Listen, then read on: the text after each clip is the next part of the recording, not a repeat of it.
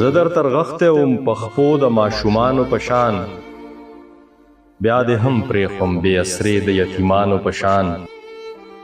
رنګ یې درکړی دی د مصر د یوسف غوندې، خو خوی درکړی د مکې د مشرکانو په شان.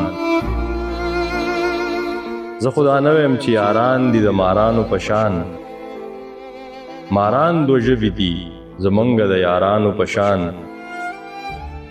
چاته چې مونږ د ګرځېدلو طریقه وښوده، هغه اوس مونږ ته ښایي لار د هوښیارانو په شان. ما د خپل زړه رازونه ستا په وړاندې څه وویل، تا په ما کلی را خبر کو د ډمانو په شان.